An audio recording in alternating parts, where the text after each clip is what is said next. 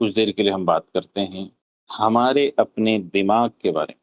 جو دماغ اللہ تعالیٰ نے ہم انسانوں کو دیا ہے، ایسا دماغ کسی بھی اور مخلوق کے پاس نہیں، کسی بھی جانور کے پاس اس طرح دماغ نہیں ہے، یا کسی بھی مچھلی کے پاس اس طرح کا دماغ نہیں ہے۔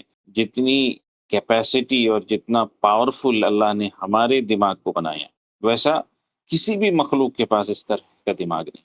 اس دماغ کے ذریعے سے ہم سوچ سکتے ہیں، اس دماغ کے ذریعے سے ہم یاد کر سکتے ہیں، یہاں تک کہ اسی دماغ میں ایک انسان پورے قرآن مجید کو سٹور کر سکتا ہے، اپنی میموری میں قرآن مجید کو سٹور کر سکتا ہے، احادیث رسول صلی اللہ علیہ وسلم کو یاد کر سکتا ہے۔ یعنی اللہ تعالیٰ نے یہ دماغ کے اندر اتنی ایبلٹی رکھی ہے کہ قرآن مجید جیسی یعنی ہزاروں آیتیں، 6000 سے زائد آیتیں ایک انسان محنت کر کے اپنے ذہن میں اسے محفوظ کر سکتا ہے۔ آپ سوچتے ہوں گے کہ دماغ جب ہم جگے ہوتے ہیں اس وقت زیادہ ایکٹیو رہتا ہوگا، لیکن یہ حقیقت نہیں ہے۔ جب ہم سو رہے ہوتے ہیں اس وقت ہمارا دماغ اور زیادہ ایکٹیو رہتا ہے، اور زیادہ یعنی نشاط کے ساتھ کام کر رہا ہوتا ہے، ایکٹیولی انرجی کے ساتھ کام کر رہا ہوتا ہے۔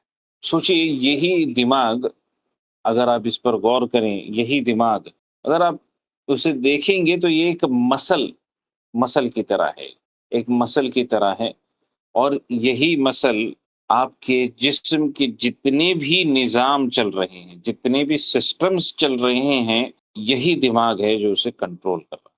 مثال کے طور پہ آپ کے جسم کے اندر بہت سارے نظام۔ نمبر 1، خون کا نظام۔ جو خون اللہ تعالیٰ نے آپ کے اندر رکھا ہے، یہ خون بھی ایک نظام کے تحت چلتا ہے، ایک سسٹم کے تحت چلتا ہے۔ مطلب کیا؟ مطلب یہ ہے کہ اللہ تعالیٰ نے آپ کا جو دل دیا ہے، دل اگر آپ کو سمجھنا ہے آپ کا دل کتنا بڑا ہے تو آپ اپنی مٹھی کو بند کیجئے اور اپنی مٹھی کے سائز کو دیکھیے۔ جتنی بڑی آپ کی مٹھی ہے اتنا بڑا آپ کا دل ہے۔ تو بچے جب آپ چھوٹے ہوتے ہیں تو آپ کی مٹھی چھوٹی ہی ہوتی ہے، تو اس لیے آپ کا دل بھی اس وقت چھوٹا ہوتا ہے۔ جیسے آپ بڑے ہوتے ہیں آپ کی مٹھی کی سائز بڑھتی جاتی ہے اور آپ کا دل بھی بڑھ جاتا ہے سائز۔ دل کیا کرتا ہے؟ دل ہر سیکنڈ وداؤٹ بریک، یعنی کبھی ایسا نہیں ہوگا کہ دل بریک لے لے گا کہ 1 سیکنڈ کے لیے یا 1 منٹ کے لیے بریک لے لیتے ہیں، ایسا کبھی نہیں ہوگا۔ اللہ کا نظام اتنا زبردست نظام ہے کہ آپ جب تک زندہ ہیں ہر سیکنڈ، ہر لمحہ آپ کا دل دھڑکتا ہے اور آپ کے جسم کے اندر خون کو پہنچاتا ہے۔ جب آپ سانس لیتے ہیں، سانس لینے کے بعد یہ ہوا پہنچتی ہے لنگز میں۔ لنگز یعنی پھیپھڑے جو یہاں پر آپ کے سینے کے اندر ہوتے ہیں۔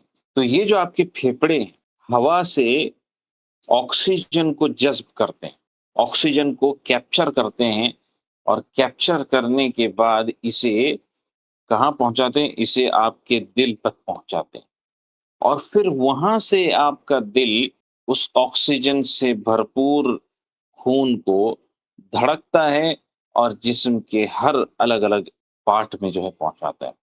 اب چاہے وہ آپ کا دماغ ہو، چاہے وہ آپ کا پیٹ ہو، چاہے وہ آپ کا پیر ہو، چاہے وہ آپ کے مسلز ہو، ہر جگہ پر وہ اس خون کو پہنچاتا ہے۔ اور صرف اتنا ہی نہیں، اتنا مکمل ہو جانے کے بعد، جیسے مثال کے طور پر آکسیجن سے بھرپور خون دماغ تک پہنچ گیا، دماغ تک پہنچنے کے بعد جب دماغ نے آکسیجن کا استعمال کر لیا، استعمال کرنے کے بعد اب ضرورت اس بات کی ہے کہ اس خون کو پھر سے واپس لوٹایا جائے تاکہ اس میں آکسیجن کو پھر سے بھر دیا جائے۔